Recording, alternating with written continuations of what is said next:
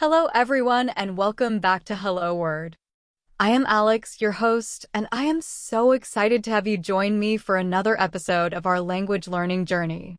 Whether you are tuning in from home, on your way to work, or taking a moment to relax in a quiet spot, I want you to know that you are in the right place. Here at Hello Word, we believe in the power of consistency, curiosity, and fun when it comes to learning English. Today, we will explore terms and phrases that are all connected to school life and general education, all inspired by a wonderful image that highlights keywords for daily use. Our goal is to make each word simple to understand, memorable, and easy to practice in your conversations. Before we begin, I encourage you to grab a notebook or a digital note-taking tool so you can jot down some of the words and examples we will explore. As always, I will offer definitions, share tips for usage in everyday life, and provide sample sentences that will help these words become part of your active vocabulary. Keep an ear out for new expressions and ways to apply what you learn. Language is about making connections, so remember to review what you learn often, maybe once every day if you can. If you stick around until the end, I will give you a brief summary of everything we discussed today and let you know how to keep in touch with us and stay motivated on your English learning journey. Let us get started. Kindergarten is a word that comes from German origins, combining the idea of a garden and children. In English, it refers to a school environment designed for children who are usually about 5 or 6 years old, though the exact age can vary depending on the country. Kindergarten is often the first step in formal education, where children learn basic social skills, colors, numbers, and how to collaborate with classmates. It is common to hear parents say, "My daughter just started kindergarten last week," or "My son will go to kindergarten next September." In daily conversation, people might ask if a certain school has a kindergarten program or refer to a child's activities there, such as arts and crafts or simple group games. Preschool is another important term, referring to an educational program for younger children, typically around 3 or 4 years old. It aims to prepare children for kindergarten, helping them learn key social abilities such as sharing, waiting their turn, and interacting with friends in a classroom setting. Preschool usually focuses on structured playtime and guided activities instead of heavy academics. You might hear someone say, "My niece absolutely loves her preschool. They do painting and storytelling every morning." This is a place where children grow comfortable with the concept of school, paving the way for a smoother transition to the next level of education. Primary school is a common term for the first formal stage of education that children attend after preschool or kindergarten. In some regions, it might be called elementary school or grammar school, but the idea is the same. Primary school usually covers the first several grades where children learn subjects like basic reading, writing, math, and introduction to sciences. You will often hear parents mention, "My daughter just enrolled in primary school, and she is loving her new teachers." Friends might ask you questions such as, "Which primary school did you attend as a child?" Whether you say primary school or elementary school, you're referring to a child's very first official years of structured learning. Secondary school refers to the stage of education that follows primary school, often catering to students in their teenage years. This is sometimes referred to as high school or middle school in different regions. Students usually begin secondary school around the age of 12 or 13, depending on the country. It is a time when academic subjects become more diverse, including advanced math, literature, science labs, and perhaps foreign languages. You might hear someone say, "My cousin is in secondary school and is studying very hard for her exams." Another example could be, "Most students develop stronger study habits once they enter secondary school." It is a time of deeper learning and self-discovery. Grammar school is a term that can have slightly different meanings depending on the country.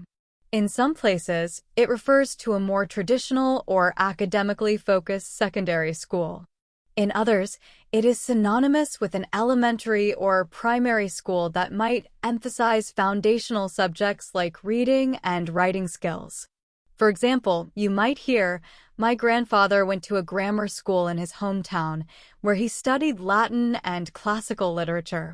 People often use grammar school when they want to stress the traditional academic focus. Depending on your region, you might seldom hear this phrase, but it is still helpful to know because it appears in historical documents or older texts. Class in the context of school refers to a group of students who meet together to learn a specific subject or set of subjects, as well as the organized period when that learning takes place. For instance, one might attend a math class or an English class.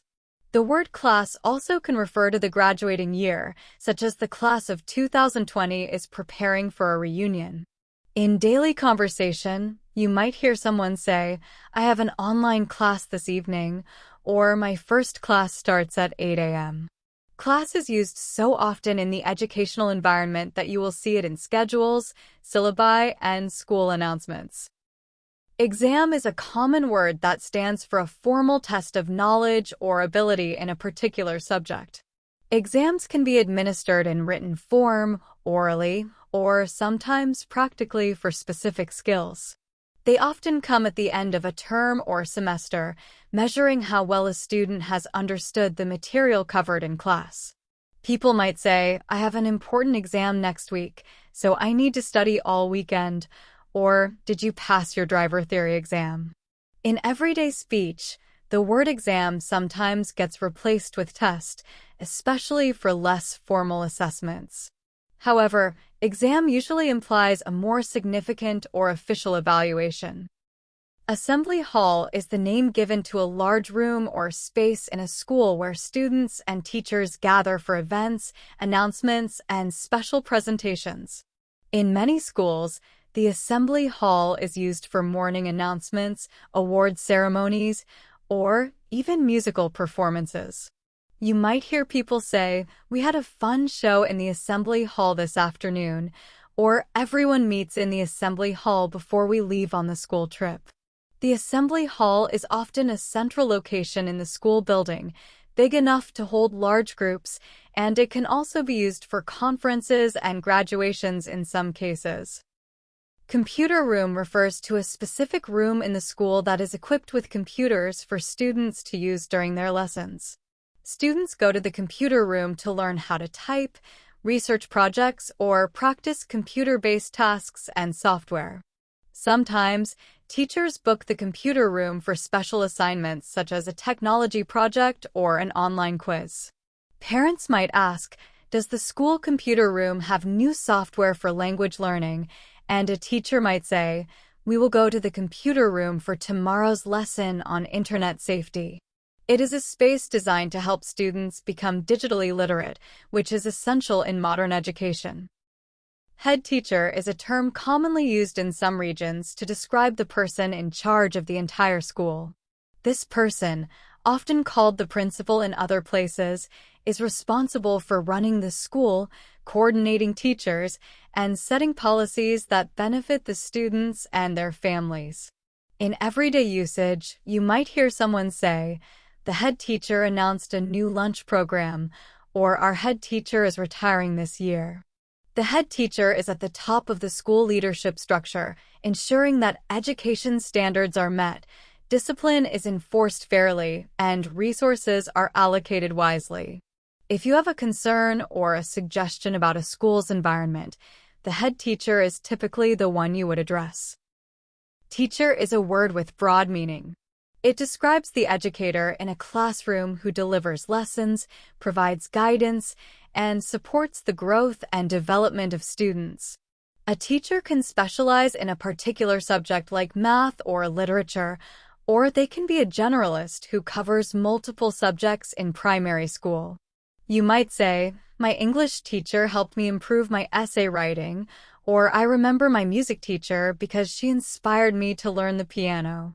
Teachers play a crucial role in shaping students' academic path and often serve as mentors who encourage confidence, curiosity, and a love of learning. Sports field is the area on a school campus dedicated to outdoor sports, physical education, and sometimes school events. This grassy or turf-covered space can be used for football, soccer, track and field events, or any activity requiring a large open area. People might say, our team practices on the sports field after classes, or we will have our end-of-year sports day on the sports field. The sports field is frequently a buzzing place, especially on afternoons when students engage in physical exercise or hold friendly competitions. It is an essential part of most schools because it supports health, fitness, and team spirit. School uniform is the outfit that students in some schools are required to wear daily. The style of the uniform can range from simple polo shirts with a school logo to more formal attire, depending on the institution. Parents often say, I have to buy new school uniforms before the semester starts, and students might comment, my school uniform is quite comfortable, but I wish we could wear jeans sometimes. The uniform is designed to foster a sense of community, equality, and pride within the school. Though not all schools require uniforms, where they do, it is an important part of the overall culture and identity. Essay is typically a piece of writing that students compose to explore, explain, or argue about a particular topic. Essays are common in English, history, and social studies classes, and they often require a structured format with an introduction, body paragraphs, and a conclusion. Students might say, I have to write a 3-page essay about the causes of the Civil War, or my English teacher gave us a fascinating essay topic on global warming. The purpose of an essay is to develop critical thinking skills, organize ideas, and communicate clearly in written form. When teachers mention a written exam, they could mean an essay-based test, where students must present their thoughts in a structured way. Class test is a shorter or less formal assessment than an exam, usually given to check a student's understanding of recently taught material. It can be a quiz, a quick written test, or a small multiple-choice activity. You might hear a teacher say, we will have a class test on Friday about Chapter 2, so make sure you study your notes, or a student might say, I did well on the class test because I reviewed my vocabulary every evening. Class tests often help students track their progress, recognize areas needing improvement, and build confidence before bigger tests like midterms or finals. Grade is used in 2 main ways in a school setting. First, it can refer to a mark or score that a student receives on tests, essays, or assignments. For example, he got a great grade on his math exam, or my last English essay received a high grade thanks to thorough research. Second, it can refer to the level of schooling, as in she is in 7th grade. In the context of a score, a grade reflects how well a student performed according to a specific standard or teacher's criteria. In the context of a level, it tells us which stage of education a student is in. To graduate means successfully completing an academic program or course of study. While it is often associated with finishing high school or college, one can also say they graduated from a professional training program or a language institute. You might hear, I will graduate from secondary school next spring, or she wants to graduate with honors to increase her chance of a scholarship. To graduate is often a source of pride and a milestone that signals readiness to move on to higher education or the workforce. Celebrations like graduation ceremonies mark this important step in a student's academic life. Certificate of Secondary Education refers to a formal document awarded to students when they finish their secondary level studies, indicating they have completed the required courses and assessments. This certificate can take different names depending on the educational system or country.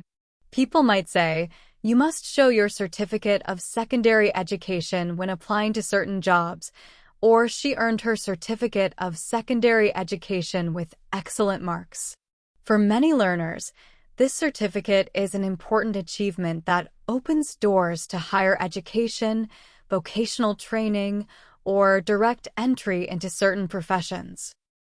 Private school indicates a school that is not run by the government and generally requires students to pay tuition fees.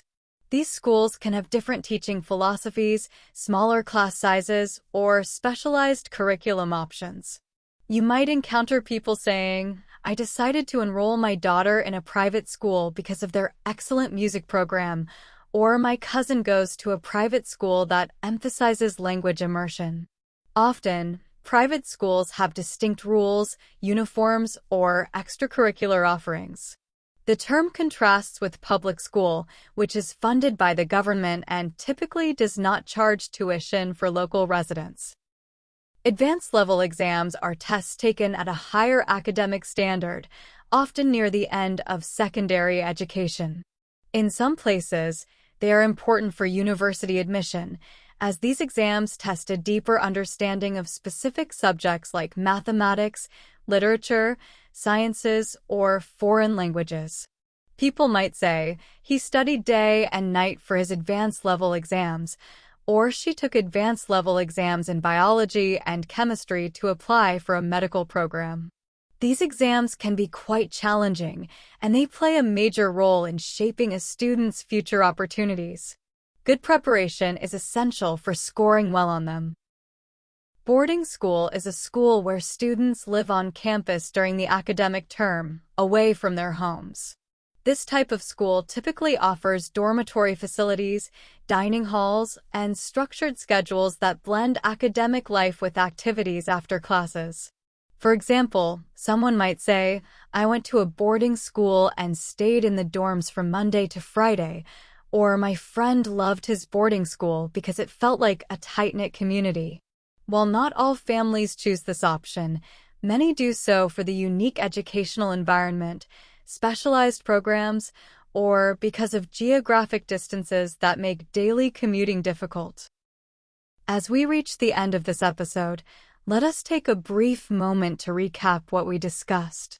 We explored words that revolve around the concept of school life and the steps of education.